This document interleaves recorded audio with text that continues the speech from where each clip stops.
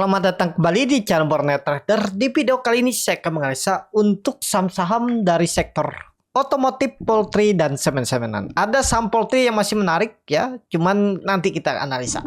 Langsung saja ke saham pertama, ASI yang ditutup di harga 4.840 menguat 2,76%. Asing net buy. Kalau dihitung seminggu ini asing itu terlihat akumulasi net buy. Kalau dilihat dari broker summary-nya juga akumulasi di hari Jumat, dan kalau ditarik seminggu itu akumulasi juga walaupun terlihat masih tipis.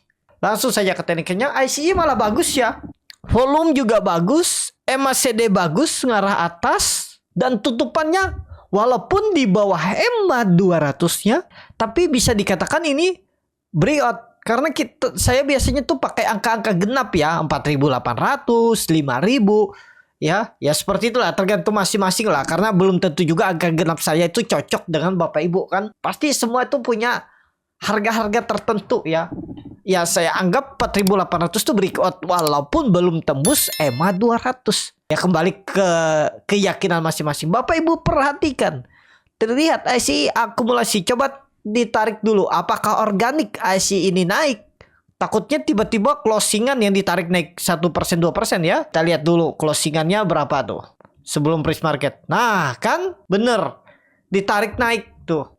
Berapa poin tuh? 160 poin, 3% dia tarikan. Dari merah ke hijau 3% kan? Berapa tadi? 163% lebih tarikannya. Nah, seperti ini nih gimana? Ya menurut saya agak rawan. Kenapa? Karena nggak organik naiknya. Karena naiknya itu tutupan di closing, tarik naik, close tarik ya. Coba lihat time frame weekly-nya. Weekly-nya bagus, MACD walaupun get cross tapi ada potensi golden cross.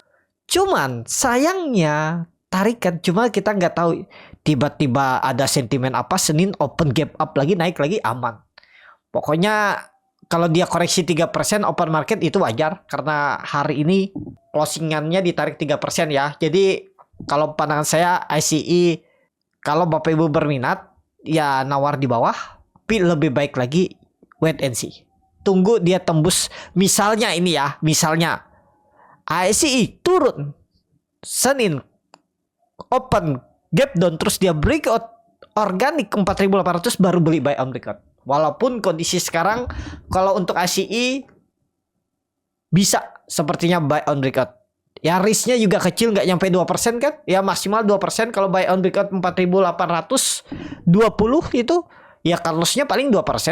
4720, 4740 buang aja. Gak perlu sampai nunggu 4.500. Kalau pandangan saya ini nih level yang harus ASI itu benar-benar serius breakout minggu depan. Pokoknya ASI minggu depan di bawah 4.800, potensi uji support lagi 4.500, 4.400. Itu ya. Kalau benar ini jadi swing low, minggu ini swing low, mestinya minggu depan naik. Tapi karena hari ini tutupan ditarik naik 3%, bisa turun dulu. Nah kita lihat naik nggak dia habis tuh. Kalau dia habis tuh naik, bagus. Atau dia langsung rebound besok, dia bagus. Yang penting kalau dia langsung rebound, ASI di atas 4.800, dia rebound terus merah jebol lagi 4.800, buang dulu aja. Kalau menurut saya lah ya. Itu. Targetnya kemana nih kalau jalan? Targetnya kalau jalan itu minimal 5.100, 5.050. Itu minimalnya untuk ICE. Ya, itu aja dulu untuk ICE. Saham kedua, Auto yang ditutup di harga 1.970. Terkoreksi 1%. Asing net buy. Kalau dilihat dari broker summary-nya Auto akumulasi. Auto di bawah 2000 rawan, tapi karena ada akumulasi dan asing juga beli seminggu ini, ya harusnya sih bertahan ya. Pokoknya ingat Auto kalau Bapak Ibu mau nawar di 1950, 1960, 1970, 140 jebol, buang 135. Nggak usah jauh-jauh. Dari harga sekarang 135 itu berarti 35 poin. 35 poin berarti nggak nyampe 2% kan? Udah buang aja. Anggap aja beli di 1970. Jebol 1930 aja udah 1925 lah. Ya biar pas-pas 2% aja lah. ya, cut loss 2% itu ideal lah. 1930 atau 1925 koreksi ke situ lemah auto. Kalau mau bagus auto Senin langsung rebound. MACD-nya dead cross lagi bercat di bawah terbentuk. Tapi ini kan lagging. MACD itu lagging. Nanti kalau misalnya Senin auto rebound, otomatis MACD-nya balik ke arah atas. Coba lihat time frame weekly-nya. Weekly-nya doji koreksi volume kecil. Mudah-mudahan rebound ya. Harus rebound. Gak boleh gak rebound. Hati-hati kalau dijebol 1940. Auto. Itu aja. Lanjut. IMAS yang ditutup di harga 785 terkoreksi 3,08%. Asing net sell. IMAS didistribusi. Langsung saja ke teknikalnya. IMAS kalau dilihat banda detektor small distribusi, tapi kita tarik seminggu small distribusi. Ini retail semua yang beli. Jadi kalau untuk IMAS dari broker semarinnya kurang bagus. Tapi kalau di time frame weekly-nya, kalau Bapak Ibu perhatikan, itu koreksi 2 minggu volume makin turun, berarti kan sellernya sudah mulai berkurang. Sayangnya dia di bawah 900. Ini ada candle bisa dibilang.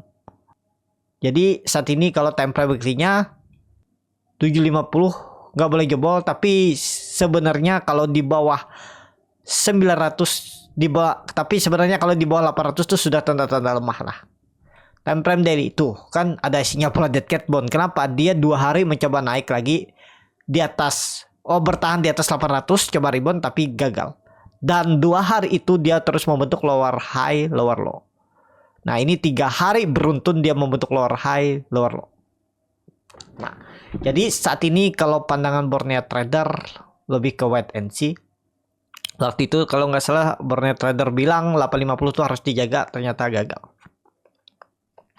Tapi kita lihat aja nih, kalau ISG rebound minggu depan bisa mantul IMAS dari support selanjutnya 750 setelah 850. Ya, jadi kita lihat di area itu. Saat ini bisa nggak spekulasi buy? Kalau pandangan saya jangan dulu, jangan dipaksa karena candlenya juga kurang bagus. Lebih baik kalau minat IMAS tunggu di bawah. Lanjut IMJS yang ditutup di harga 167 terkoreksi 5,64%. Asing net sell. Bukan semuanya IMJS, sedikit ada akumulasi. IMJS ini di level ya harusnya bertahan ya, 167 166 tuh level-level yang harus bangkit. Tapi sayangnya dia hari Jumat itu membentuk candle yang kurang bagus, walaupun akumulasi ya candlenya tuh turun menutup 2 candle hari sebelumnya. Dan sekarang IMJS di batas toleransinya. Hati-hati. Pokoknya di bawah 166, 164 atau 165 itu 164 lah. 2 tick di bawah itu buang aja. Kalau mau bagus tunggu dia tembus 170 aja. Senin kita lihat. Kenapa? Karena di situ ada EMA 200-nya. Nah, tembus itu Senin baru menarik. Mending buy on breakout. Kan bilangnya buy on breakout tuh nggak bagus. Sekarang tuh buy on support beda. Kenapa? Karena ini buy on breakout-nya area support. Ya. Resisten kalau menurut saya yang jangan buy on breakout, hindari itu kalau dia di area 180. Itu hindari. Tapi kalau saat ini bisa. Takutnya kan hari Jumat false breakdown. Tiba-tiba Senin rebound lagi. Nah, itu menarik. Atau kalau nekat beli sekarang 164 udah pejam mata buang. Ya, IMAS. Kalau dilihat time frame weekly-nya koreksi 2 minggu dengan volume makin kecil. Mudah-mudahan minggu depan harus digas. Minggu depan harus di atas kalau bisa 100-170 dulu. Nah ya, apalagi kalau bisa tembus 180, wah makin bagus. Tapi dekat hari libur, itu yang perlu hati-hati. Ya, IMJS menarik. Pokoknya kalau dia tembus 170 Senin itu. Lanjut. MPMX yang ditutup di 930 terkoreksi 0,53%. Asing net buy. Kalau dia bukan semuanya MPMX didistribusi. Sabar-sabar dulu aja lah. Kumpul-kumpul aja lah. Sampai 880 pun kumpulin aja dulu. Jebol nggak kira-kira 888? Jebol nggak kira-kira 880? Semoga nggak. Ya. Ini cocoknya ya seperti analisis saya sebelumnya, cocoknya untuk investasi jangka menengah. 6 bulan atau setahun. Saat kondisi sekarang menurut saya beli tapi cicil. Kalau nunggu momentum Tunggu dia tembus 1080. Itu potensi rally. Ya, cuman nunggu waktunya kapan. Di bawah sini boleh nggak beli? Ya boleh, beli cicil. Ya, untuk MPMX. Lanjut. GJTL yang ditutup di 1025 terkoreksi 2,38%. Asing net sell. Kalau dibuka resminya GJTL di distribusi. Lihat di 990.000. Tapi lebih sinyal dead cat bond nih. Mudah-mudahan lah hingga dead cat bond ya. Tapi sideways. Jadi ada potensi bisa mantul dari 1000. Kita lihat nanti di 1990. Kalau ada buying power entry. Lossnya kan kecil aja. Paling 970, 965 buang. Nggak nyampe 5% lah cut lossnya. Itu untuk GJTL lanjut. Lanjut Bird yang ditutup di 1425. Terkoreksi 2,73%. Asing net buy. Kalau dibuka semi Bird di distribusi. Masih turun ya. Masih turun. 1330. 1300. Situ arahnya Bird. Ya. Lebih cenderung ke situ. Kecuali tiba-tiba ISG ada flow. Tapi kondisi sekarang lebih cenderung ke bawah. Supportnya Bapak Ibu pakai 1400. Support minor, support kuat 1300. Nah kita lihat aja itu. Ya. Saat ini lebih baik wait and see. Karena kenapa? Karena ini sudah terlihat pola double cup and handle. Nih target turun 1300. Bird. Lanjut Cepin yang ditutup di 4480 terkoreksi 0,44%. Asik net buy. Kalau dibuka resminya Cepin akumulasi.